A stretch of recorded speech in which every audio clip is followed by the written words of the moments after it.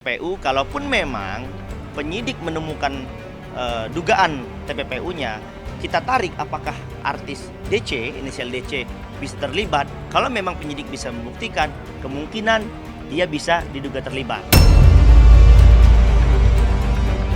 Kayak sekarang kan kena kasus kayak cuma nyari uangnya doang, ya namanya juga cinta lah.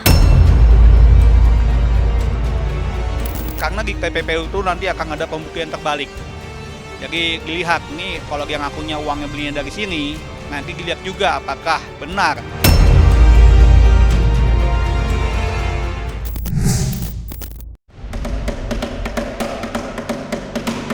Kasus dugaan pemalsuan dokumen kapal yang dilakukan oleh Arfandi Susilo atau yang akrab disapa Koh Apex kini terus berlanjut.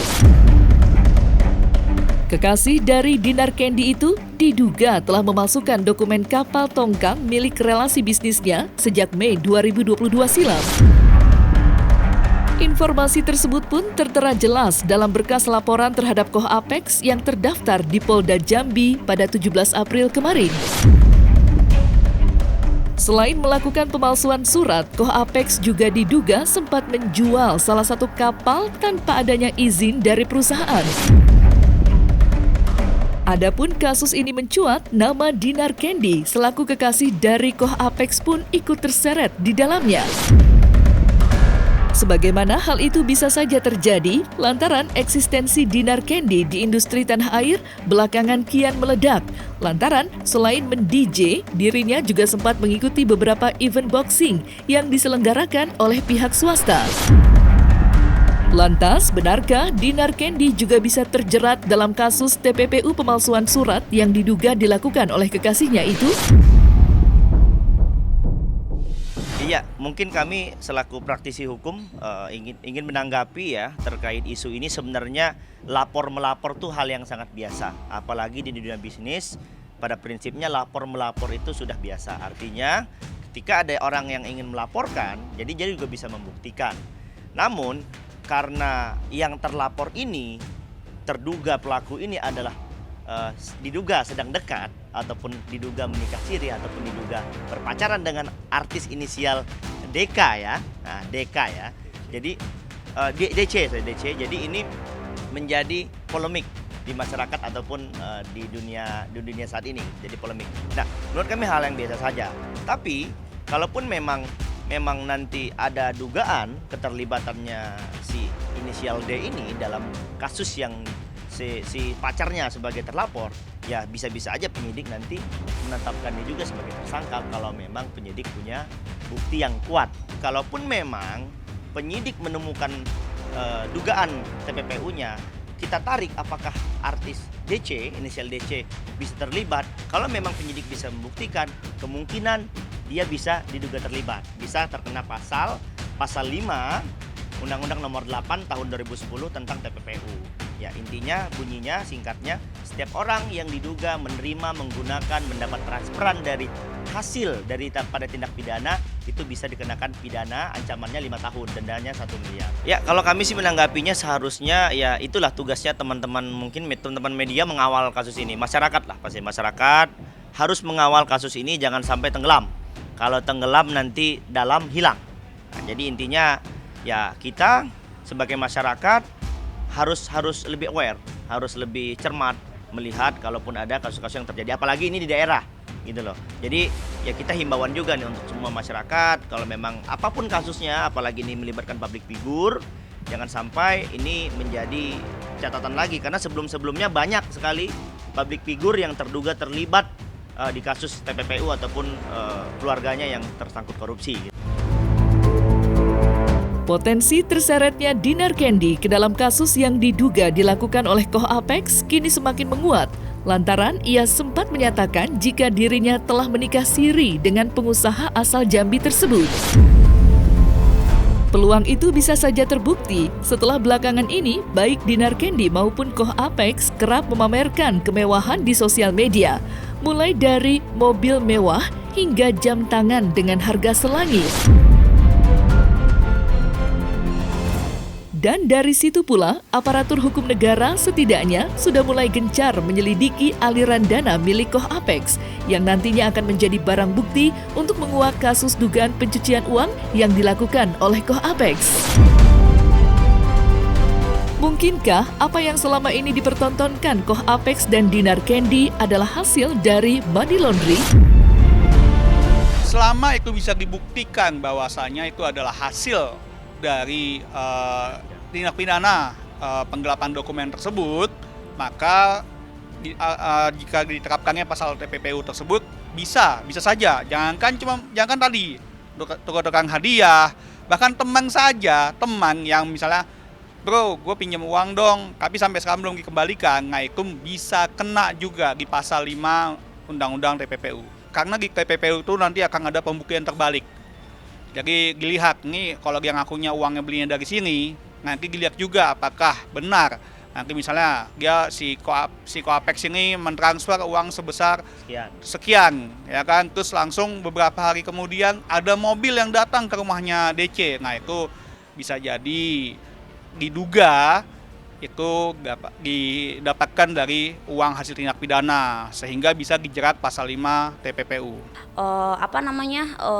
Cuman nyari, kayak sekarang kan kena kasus kayak cuman nyari uangnya doang, ya namanya juga cinta lah.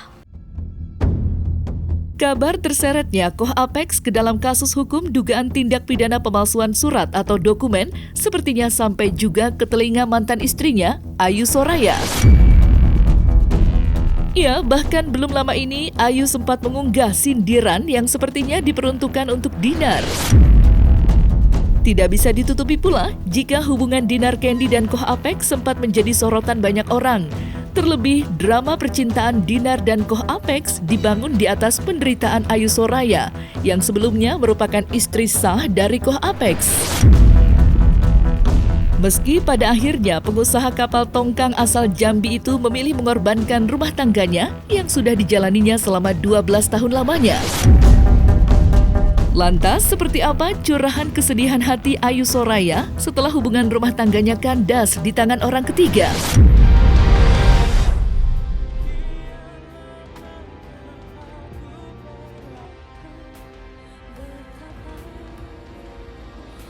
Sedih sih, sedih itu dalam arti kata kayak kita loh yang nemenin dia dari susah, ya kan, dari dia nggak punya apa-apa, dari benar-benar dari nol, ngekos bareng, ya kan, sampai nggak punya motor, nggak punya mobil, benar-benar dari nol.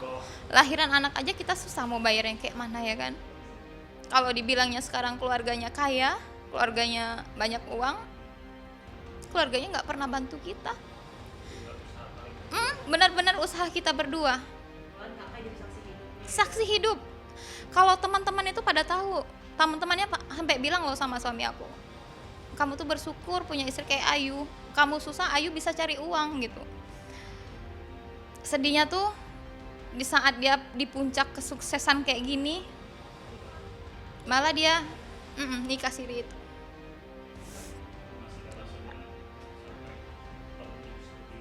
Iya, apalagi sampai umroh, ya itu tuh hal yang besar lah ya. Orang tua aja kemungkinan nggak umroh karena kondisi susah ekonomi atau apa, ya kan. Sedangkan dia umroh bersama wanita ketiga. Yang bikin sakit hati tuh yang pasti kalau dia umroh sama keluarganya aku nggak sakit, itu hak dia. Tapi sama wanita ini nggak ada ngaruhnya dalam rumah tangga kami, nggak ada perannya. Peran baik itu nggak ada, ya kan, kecuali dia pernah bantu kami sebelumnya waktu kami susah atau apa. Dia nggak ada di saat kami susah loh. Jadi benar-benar orang ketiga, pelakor, tapi malah jadi korban, seolah-olah korban. Apalagi dengan kata-kata dia, suami lo ngejar-ngejar gue. Hello, ini dunia, kita berhak, wanita melarang suami orang dekat sama kita, kita berhak. Kita punya harga diri, ya kan, dalam arti kata gue nggak mau loh sama lo, kita maki-maki itu laki mungkin nggak akan terjadi, ya kan. Iya, maksud aku gini loh, dia bilang dia dikejar-kejar, handphonenya di blok atau apa. Jakarta ini besar loh, aku aja di Jakarta 1 minggu bosan karena saking besarnya aku nggak sempat kesini ke sana. Di tempat ini aja aku udah bosan karena rame atau apa. Kalau dia merasa dikejar sama suami aku, apa salahnya di blok atau dimaki atau apa? Tapi nyatanya enggak, ya kan? Malah dibukain pintu, malah disambut balik. Itu pun kayaknya dia nalak aku tuh, kayak aku tuh pernah dengar omongan si DC itu bakal mengakui semuanya setelah suamiku duda. Jadi aku nggak tahu lah ada omongan apa mereka, ya kan. Akhirnya suamiku nalak aku, kasihan lo istrimu sudah nemanin dari nol, ya kan. Maksudnya janganlah disia-siain, si Ayu ini udah gimana jungkir baliknya lo, jatuh bangunnya lo gitu. Suami bilang, ya gimana ya bang, aku harus tanggung jawab dong, yang ini udah aku nikahin, si DC udah aku nikahin gitu. Tapi aku sih jelasin ke dia kalau kesetiaan aku tuh nggak usah diragukan. Memang di luar sana kan banyak yang ngomongin kita, yang cibir kita, malah kita kalau mau balas dendam balik tidak. Tapi kita bakal menunjukkan dengan etos kerja kita, kerja keras kita.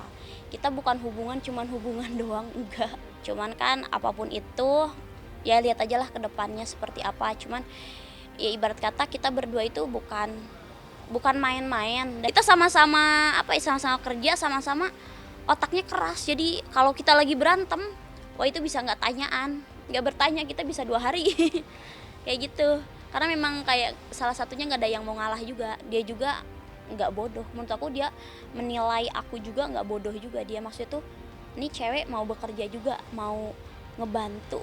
Ibarat kata kan ada yang dimana mungkin pasangan yang pengen, oh kamu sok kerja, aku mah nerima aja misalkan. Kalau aku enggak, aku ikut susahnya. Aku ikut susahnya bener.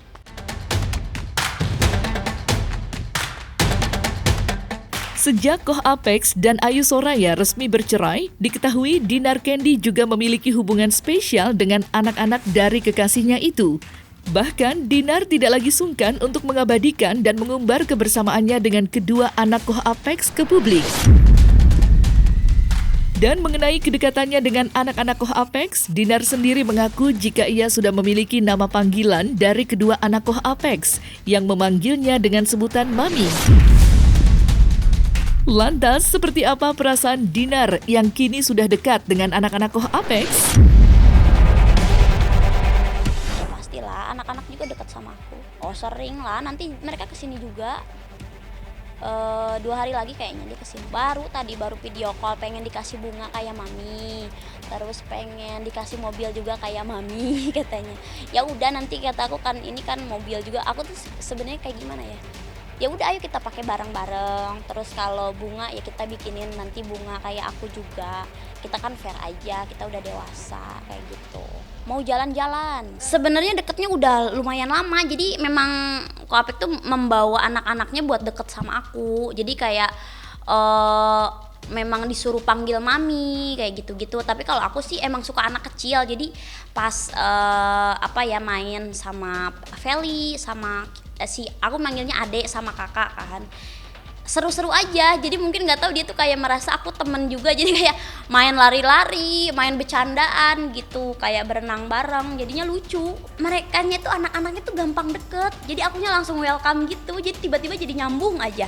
Jadi pernah aku tuh lagi sakit, masuk angin, lagi dipijitin, terus langsung dibawa anak-anak, langsung dikenalin gitu. Aku tuh sebenarnya kayak deg-degan nggak siap kan, cuman kayak aku tuh lambat laun atau mau aku tunda-tunda bertemu anak-anak juga pasti bertemu gitu. Jadi mendingan aku siapin aja sekarang langsung ketemu gitu. Deg-degan kayak mau ketemu pacar baru gitu loh. Kayak deg-degan banget, kayak aduh deg-degannya kayak mau ketemu gebetan baru, deg-degan banget karena nervous. Aku takutnya nggak diterima atau gimana kayak gitu. Ternyata enggak. Jadi ya akunya seneng main, anak-anak seneng main, jadinya tuh seru banget. Aku tuh kayak gimana ya, seneng sih, kayak kok bisa manggil aku mami gitu dengan lantang lagi. Kalau yang kecil tuh kayak mami gitu, dan yang kecil tuh aktif banget. Kayak misalkan bangun tidur kan, dia kemarin nginep di rumah aku, ngebangunin gitu loh. Iya, mami gitu-gituin. Itu malah sekarang kan si kakak sama adek pulang kan ke Jambi, malah aku kayak ada sesuatu yang kurang ya. Biasanya tuh yang kecil tuh nempel terus. iya bercandaannya parah kita tuh. Bercandaan, tiktokan gitu. Karena dia tuh seneng banget tiktokan. Jadi tiktok aku dipakai sama dia sampai di-upload banyak banget. Ada 10 uploadan aku lihat. Ya ampun si Ade ngupload banyak banget gitu. Cuman aku kan nggak bisa larang ya kayak karena kan dia itu sukaannya dia.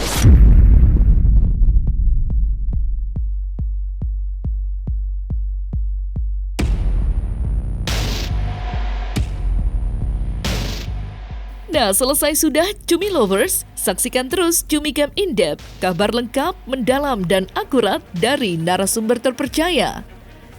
Dan jangan lupa untuk like, subscribe, dan juga share channel YouTube Cumi Cumi.